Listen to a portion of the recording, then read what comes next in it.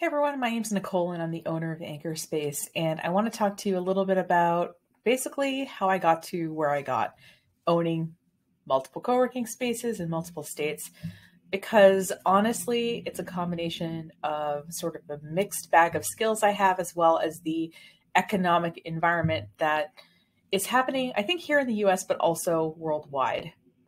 So the first thing we'll go over is a little bit about sort of the economics I see happening that have, over the last 20 years, built what I think is an environment that co-working can thrive in.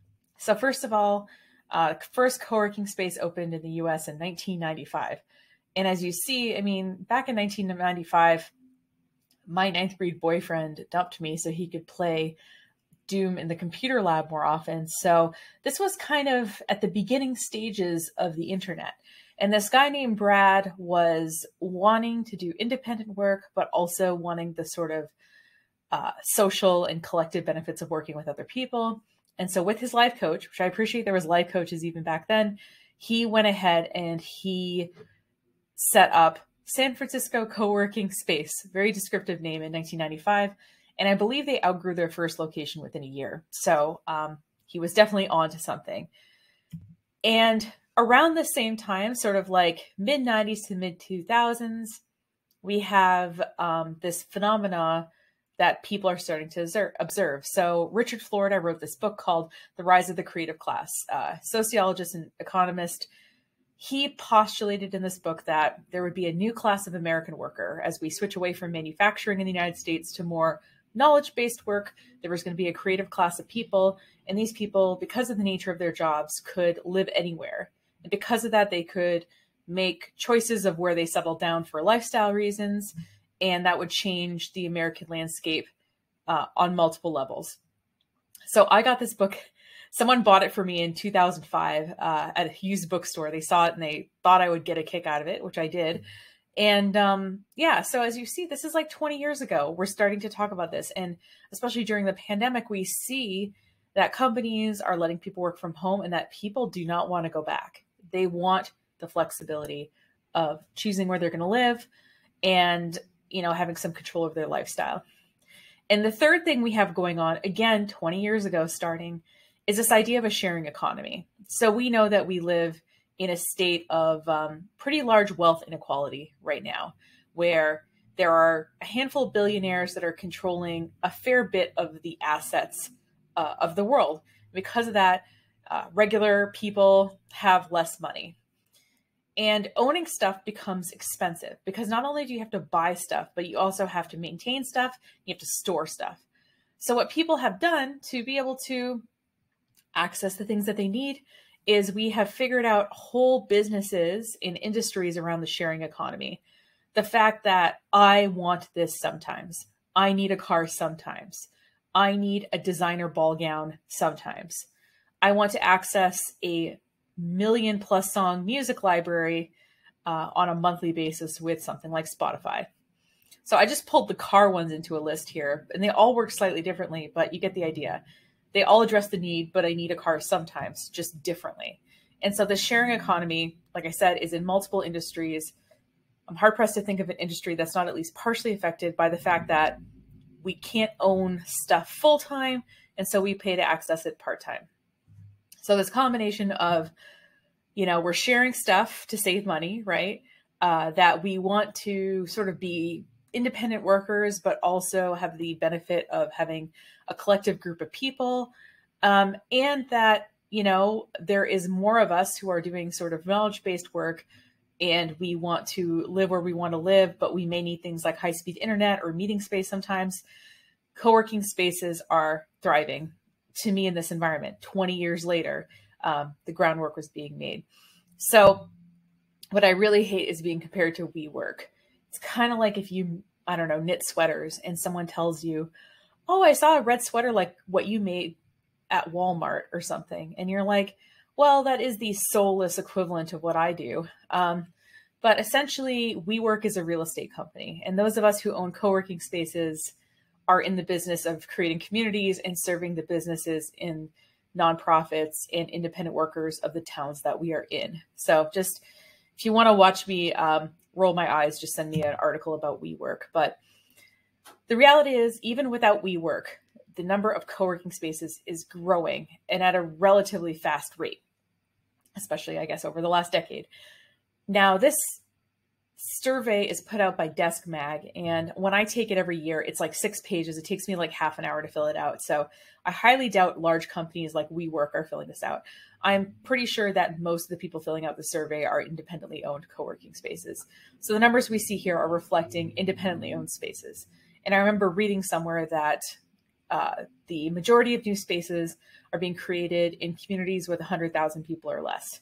So, and that makes sense to me, because obviously most trends start in cities and then they kind of, trickle down into smaller communities like the ones that I am in. But we do, as owners of independent co-working spaces, recognize the benefit of something like WeWork, of something like Regis, in that there's a network, right, of spaces that you can access. And so there's this thing called the Co-working Visa program. I'm in it, and hundreds of other spaces around the world are in it. And if you have a membership at my space, my co-working spaces, Anchor Space, one of them, if you have a monthly membership with us, you can go to these other co-working spaces and work for between 1 and 3 days for free. So we basically honor the memberships of other independently owned spaces. And one of our members here in Potsdam had to go to Burlington for a meeting. And she was saying, oh, I really wish there was an Anchor Space there. And I was like, hold on. We pulled up the map. We found a space in Burlington. And then basically she copied me and also emailed the person who owned the Burlington space. And she was able to go work from there for free as part of her membership here. So we like to connect with each other when we can and to organize this way as makes sense. Now, where does my involvement come in?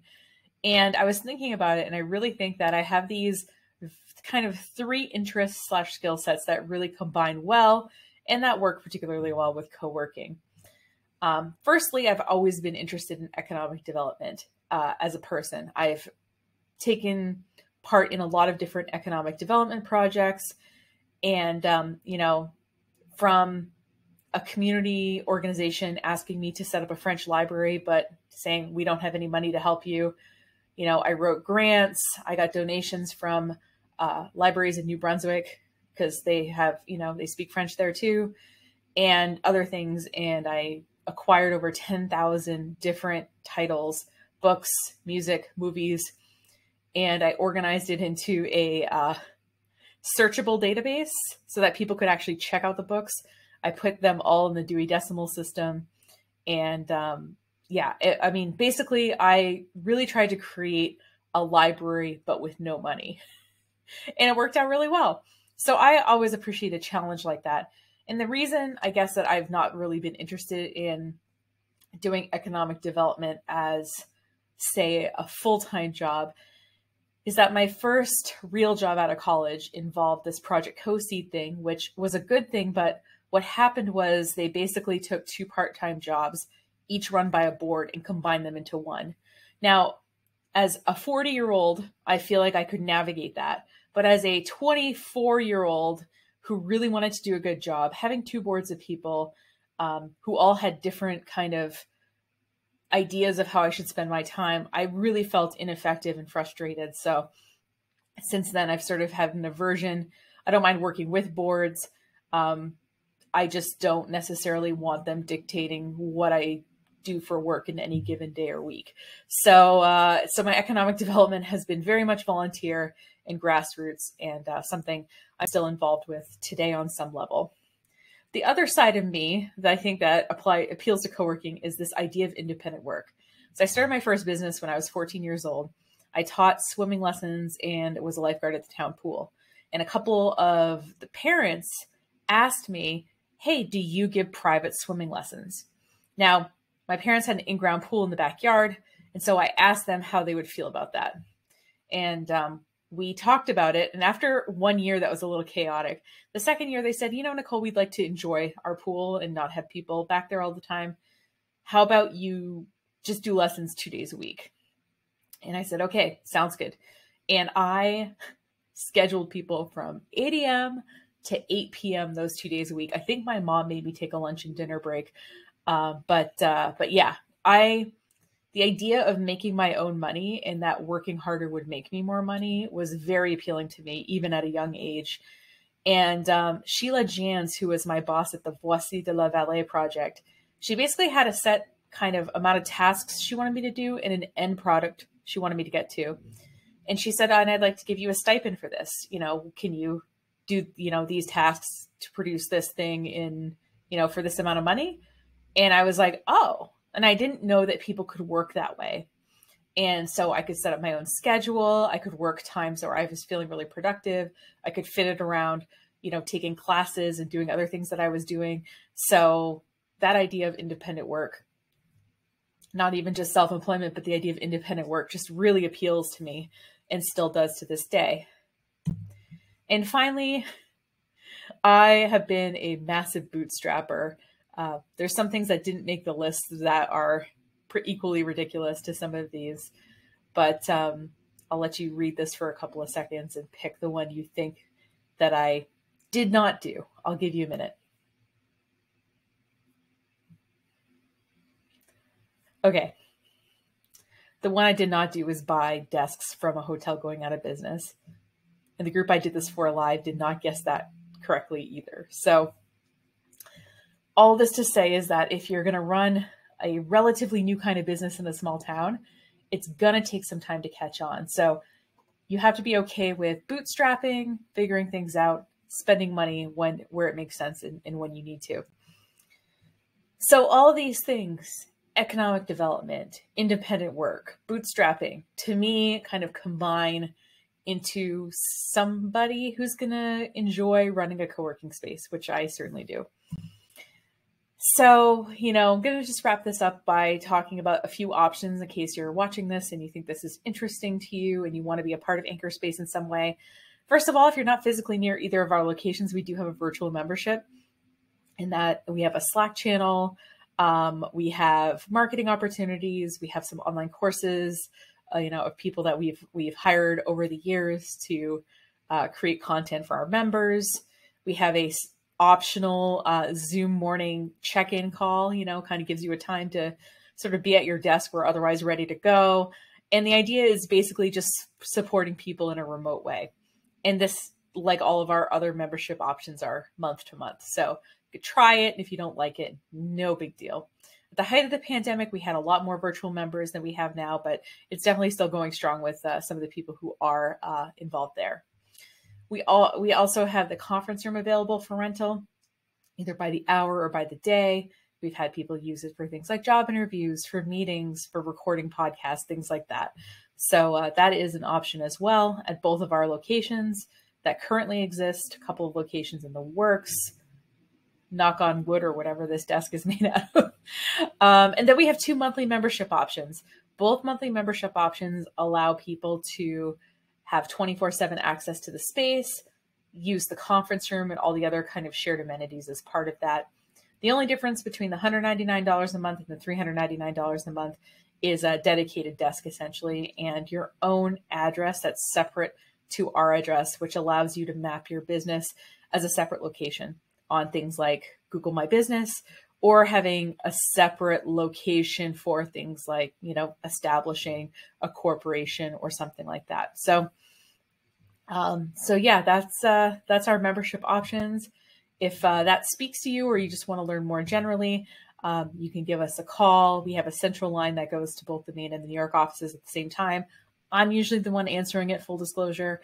But also you can email us or check out the website.